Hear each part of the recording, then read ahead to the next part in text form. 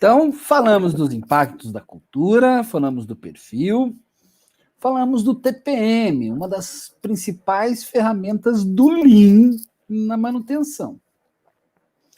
Agora vamos falar um pouquinho de uma das principais ferramentas do Six Sigma na manutenção, não? Topa? Pode ser, manda bala. Então tá bom, manutenção centrada em confiabilidade. E aí a gente entra nesse aspecto muito mais técnico, muito mais tecnicista, né? Muito mais FEMEA, muito mais DOE, muito mais MTTS, né? MTBF, durabilidade, previsibilidade do equipamento, né? A gente poder fazer previsão de vida útil, previsão de ciclos. Como é que você vê hoje a manutenção centrada em confiabilidade?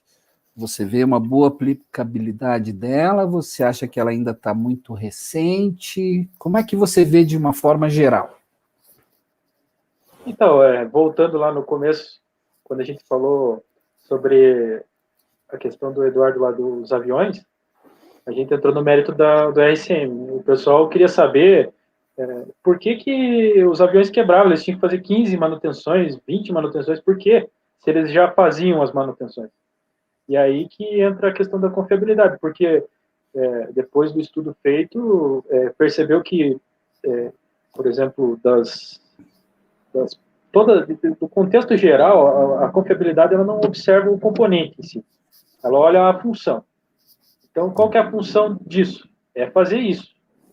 Agora, ela não vai olhar ali o quanto que aquela engrenagem ali faz, entendeu? Então, por que essa mudança de visão é importante? Porque, às vezes, o componente, ele não precisa ser trocado. E você trocar ele preventivamente, você influencia na função e acaba gerando um problema.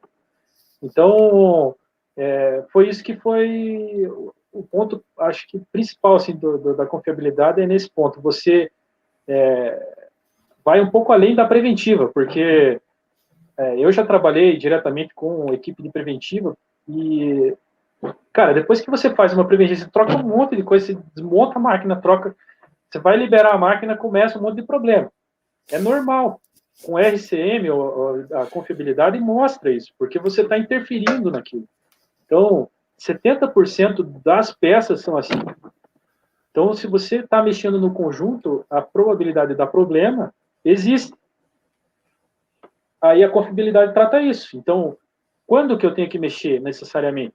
Ela vai analisar através de ferramenta, vai analisar em cima de estatística, para você determinar assim, olha, acho que agora é o momento certo da gente mexer. Então, por exemplo, um exemplo assim, se eu tenho um equipamento lá que tem uma vazão, tem a capacidade de vazão de 1.000 litros por minuto. E a necessidade que eu tenho, a função que ele realiza é 800. Se ele perder um pouco dessa capacidade, não significa que a função vai ser perdida. Então, eu não preciso mexer. Essa é a visão da confiabilidade. Isso. Você pensar assim, poxa, eu vou mexer quando realmente eu estiver perdendo a função. E o que consegue determinar isso? É a análise. Aí aquele cara que era bom na parte de manutenção corretiva, porque ele arrumava rápido, que ele conhece o modo de falha, é o principal cara para preencher um FEMEA. Porque ele vai dizer assim, ó, cara, esse é o modo de falha principal. E se quebrar isso aí, é um impacto grande. Então, no FEMEA, você vai tratar o nível de... Bom, eu estou falando com um especialista em FEMEA, né? Mas, assim, ele vai tratar o nível de influência daquela falha. Então, essa pessoa vai ajudar muito nessa construção. Se lá na cultura, lá, você disser isso para ele, mostrar para ele que depois que for implementado a cultura, ele futuramente vai poder começar a trabalhar sentado fazendo FEMEA, eu acredito que ele vai achar muito melhor do que ficar com o diretor nas costas dele lá esperando liberar a máquina. Fazendo pressão para ele soltar a produção e fazer a produção rodar, com certeza. É muito importante. E não só o FEMEA, né? O FEMEA, sim, como elemento de risco, como elemento de previsibilidade, né? como elemento de análise preventiva mesmo. Mas aí entram vários outros elementos, né? Entra você fazer uma análise de previsibilidade, né? As curvas de Weibull, entra você fazer regressão e fazer curvas características específicas com nível de confiabilidade, né? Para que você possa ter uma faixa de confiabilidade aceitável, e aí você faz uma troca até você usa a peça até as últimas consequências dela, e aí você não mexe no sistema como um todo. Aí aquelas outras análises, os DOEs que você faz dentro da confiabilidade, para você ver, olha, eu tenho um eixo e uma bucha, o tempo de ciclo da bucha é trocar com 80 mil ciclos, mas o do eixo é só com 100. Então eu vou trocar a bucha primeiro. Será que vale a pena trocar a bucha e não trocar o eixo? Vamos fazer um teste se com o eixo velho e uma bucha nova, se o resultado é o mesmo. Porque às vezes é melhor jogar 20% do eixo gasto fora e por um eixo novo e não correr o risco de travar o sistema. Isso é confiabilidade do sistema.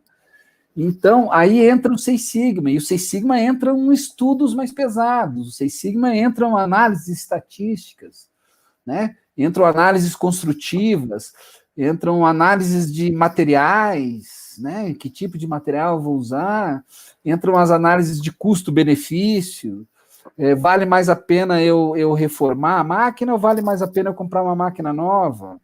Né? Qual o nível de tecnologia envolvido nessa brincadeira? Para reformar eu gasto 150, uma máquina nova custa 320, mas uma máquina nova me produz 400 peças por hora.